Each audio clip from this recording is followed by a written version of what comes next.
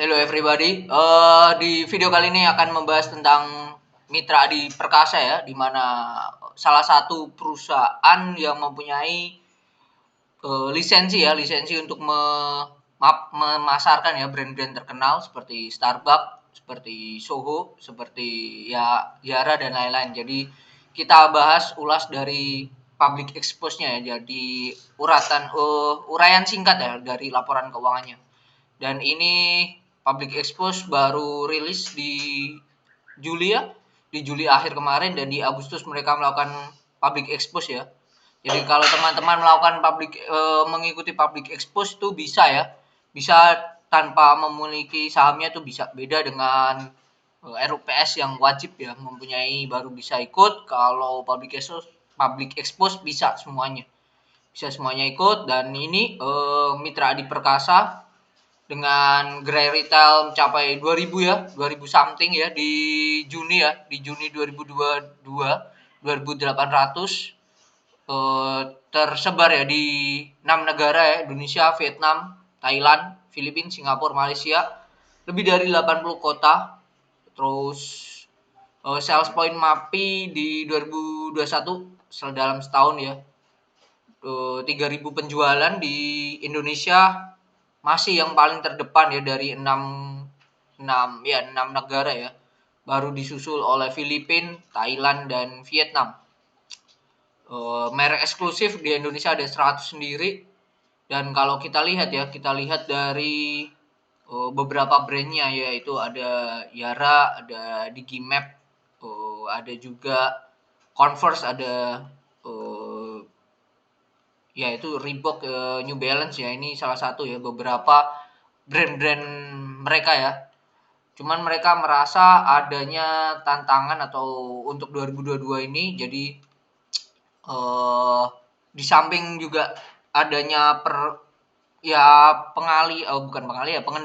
pengendalian dari setelah dari COVID menuju ke new normal dan menuju ke sekarang ini kondisi yang sudah bisa dikatakan sudah sangatlah normal sekali ya. Nah, ini akan menjadi tantangan tersendiri untuk MAPI. Mereka merasa ada empat hal yang jadi pilar pertumbuhannya, yaitu integritas, pembelian retail, meluncurkan regional brand commerce, lalu menjalankan perubahan digital dan kemitraan strategis. Salah satunya untuk kemitraan strategis ini nanti ada di public expose-nya, yaitu dia bekerja sama ya dengan brand-brand baru ya. Contohnya Subway itu juga salah satu bentuk mereka bertumbuhnya mereka ya.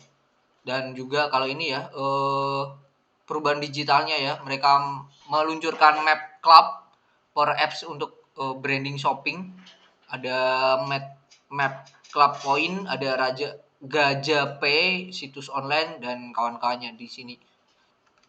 Ini salah satu bentuk upaya mereka ya, perubahan digital untuk mengoptimalkan inventory perusahaan, akses online ke semua gerai dan persediaan terpusat distribusi secara nasional. Ini bentuk dari ya peremajaan dari inventory itu sendiri ya.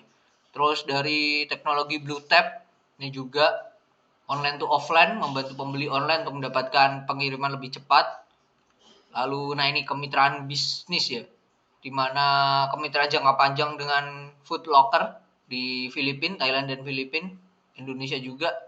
Joint venture dengan di Singapura dan Malaysia, perusahaan joint venture kepemilikan mayoritas penjualan. Nah ini salah satunya dengan Converse ya, dengan Converse, dan ini Subway ya yang ada di 27 gerai di Indonesia. Lalu ada kemitraan juga dengan Digibox di Vietnam. Ini produknya beragam produk Apple ya. Jadi kalau melihat so far dari sini ya, efek dari pandemi yang membuat MAPI ini memang di 2020 sangatlah hancur ya, bisa dikatakan hancur banget. Kalau kita lari ke Stockbit ya, kita melihat dari case statistiknya ya, case statistik dari si MAPI itu sendiri di 2020. Kalau kita cek, ini salah satu perusahaan yang kena efek sangat signifikan ya, labanya bahkan minus 500 miliar. Hal ini dipengaruhi oleh beberapa hal, salah satunya itu biaya sewa gerai mereka di mall-mall yang memang tempat-tempat strategis, pasti kan mempunyai cost yang lebih ya dibandingkan gerai-gerai yang lainnya. Itu yang membuat dia sangatlah terkapar ya di 2020, mulai beranjak 2021 dan 2022 mereka harusnya bisa pulih, bahkan laba 1 triliun itu sangatlah bisa ya untuk net profitnya untuk tahun 2000. Oh, sekarang ini bahkan udah 1 triliun ya, udah 1 triliun, let's say 1,3 atau 1,4 tuh hal yang make sense ya untuk akhir tahun ya. Untuk cuman tinggal dapat 400 miliar, mereka sudah 1,4. Nah, melihat hal tersebut, ada beberapa hal tadi ya, dari digital, terus juga dia kerjasama strategis ya untuk melebarkan produknya ya, terutama produk kalau dilihat tadi kan makanan ya, Subway ini yang mungkin dan Digibok ya di Filipina nih yang salah satu bentuk ya, dan ya ini yang saya joint venture dengan Converse ya di Singapura dan Malaysia ini bentuk hal yang bisa dikatakan sangatlah nyata ya, kerasa ya. Kerasa memang melihat perkembangannya sekarang, pasar di Indonesia juga kalau dilihat ya, dilihat di 2022 ini proyeksinya, nah ini berdasarkan kementerian ya, jelas ya proyeksinya, proyeksi ekonomi Indonesia di 2022 akan jalan pertumbuhannya 5,2 sampai 5,8% ya. Saat ini, nah berdasarkan data Q1 itu udah ada di angka 5%. Tinggal 0,2 sampai 0,8 untuk mencapai proyeksinya itu. Cuman yang menjadi tantangan tersendiri ya, dan ini di sini ada dijelaskan, yaitu tentang kenaikan suku bunga. Di saat pandemi semuanya anjlok, lalu semuanya turnover ya, semuanya naik, lonjakannya bahan baku semuanya naik yang mengakibatkan inflasi. Nah, inflasi yang tidak harus dicegah ya dengan menaikkan suku bunga. Nah, ini kalau terjadi kenaikan suku bunga, efeknya adalah nanti inflasinya turun. Kalau inflasinya turun, ekonomi kita kemungkinan akan lebih turun dibandingkan bulan-bulan sebelumnya itu. Nah, kalau turun takutnya pertumbuhan atau gairah kita ya, gairah untuk belanja akan menurun. Dan ada hubungannya dengan produk-produk yang dijual oleh si MAPI itu sendiri. That's why dia memberikan alternatif ya, tambahan, yaitu dalam bentuk makanan ya, yaitu Subway.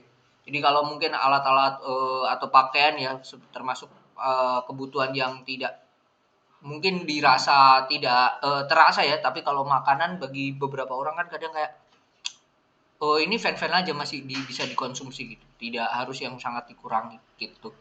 Nah, ini terjelas ya, penjualan bersihnya pertumbuhannya sangatlah terlihat jelas di Q1 2022. Lalu laba bersihnya juga ya untuk seukuran MAPI, aslinya mungkin kadang teman-teman ya merasa kayak wah, dia punya brand-brand besar ya, tapi kenapa net profitnya hanya berada di angka 10%, kan sangatlah kecil gitu.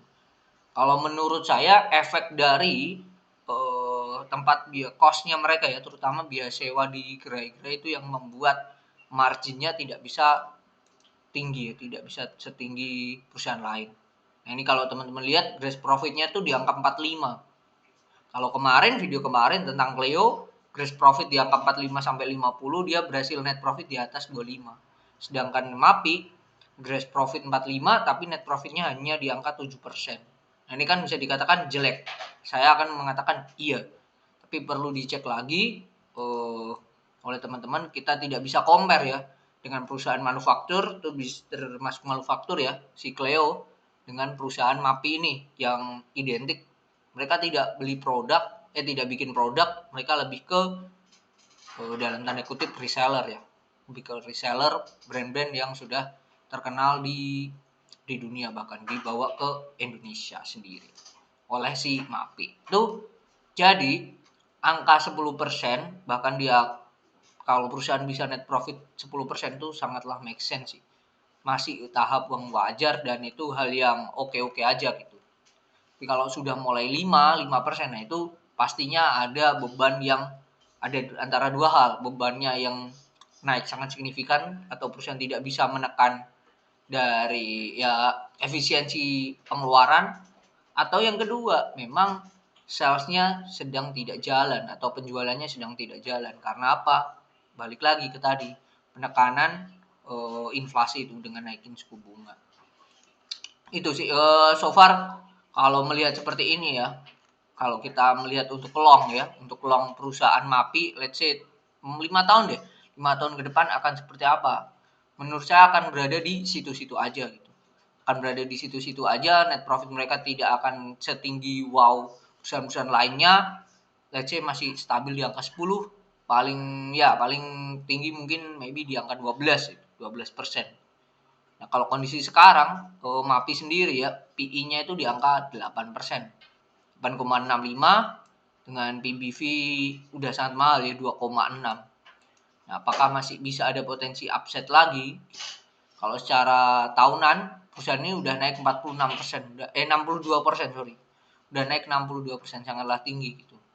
Jadi untuk mengejar perusahaan ini untuk sambil makin naik lagi lebih ke ya terlalu FOMO lah. Terlalu takut ketinggalan karena menurut saya sudah saatnya MAPI ini turun dulu lah. Turun let's say di angka, bahkan kalau teman-teman bisa dapat di angka 700 itu sangatlah the best entry ya, the first ya. Untuk pertama ya, pembelian pertama di angka 600 700 tuh harga yang oke, angka yang wajar ya. Untuk perusahaan yang menurut saya untuk growth kencang itu agak susah. Beda cerita seperti yang video sebelumnya tentang Cleo ya. Saya akan bisa mengatakan lebih yakin Cleo ya, meskipun tidak apple to apple ya. Itu mungkin tentang si MAPI sendiri. Jadi kembali ke teman-teman seperti apa baiknya kalau teman-teman merasa menggunakan produknya dan perlu mempunyai sahamnya, ya itu pilihan teman-teman.